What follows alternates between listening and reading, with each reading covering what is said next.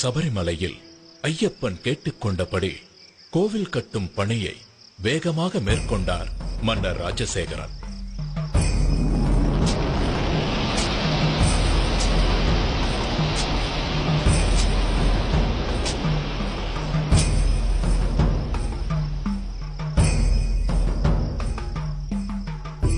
அந்த கோவிலில் வாழ்க்கையின் தத்துவங்களை விளக்கும் விதமாக 18 படிகளையும் அமைத்தார்.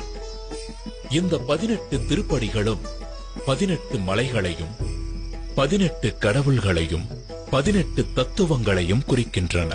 18 மலைகளாகிய இஞ்சிப்பாறை மலை, காளைக்கட்டி மலை, புதுச்சேரி மலை, கரிமலை, தலைப்பாரமலை, தேவர்மலை, ஸ்ரீபாதமலை, மயிலாடுமலை, மாதங்கமலை, கால்கிமலை, சிற்றம்பலமலை, சுந்தரமலை, நாகம்பலமலை, கவுண்டமலை, நிலக்கல்மலை, நீலிமலை, பொன்னம்பலமலை, சபரிமலை போன்ற மலைகளையும் 18 கடவுள்களாகிய விநாயகர், சிவன், பார்வதி, முருகன், பிரம்மா, விஷ்ணு, ரங்கநாதர், காளி, யமன், சூரியன், சந்திரன், செவ்வாய், குரு, புதன், சுக்கிரன், சனி, ராகு, கேது ஆகிய கடவுள்களையும் 18 தத்துவங்களாகிய காண்பது, கேட்பது, மனம், ரசனை, ஸ்பரிசம், காமம், பேராசை, குரோதம், கோபம், மோகம், மதம், மாச்சரியம், தம்பு, சாத்வீகம்,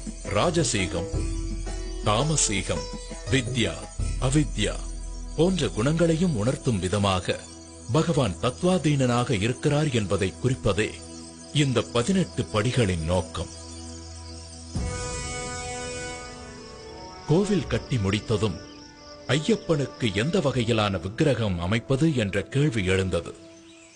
அப்போது பரசுராமரே எடுத்து வந்த சாஸ்தாவின் சிற்பமான 2 கால்களையும் புத்திட்டு இணைத்து யோக பட்டத்துடன் பந்தனம் செய்த வண்ணம் தத்துவமசி எனும் சின்முத்திரையுடன் கூடிய பகவானின் திருவுருவமே ஏற்றது என்பதை ஆண்டவன் கட்டளைப்படி மகர சங்கராந்தி தினமான தை மாத பிறப்பு நன்னாளில் கிருஷ்ணபட்சம் பஞ்சமி திதி உத்திர நட்சத்திரத்துடன் கூடிய சுபதினத்தில் பரசுராமர் தர்மசாஸ்தாவை பிரதிஷ்டை செய்தார்.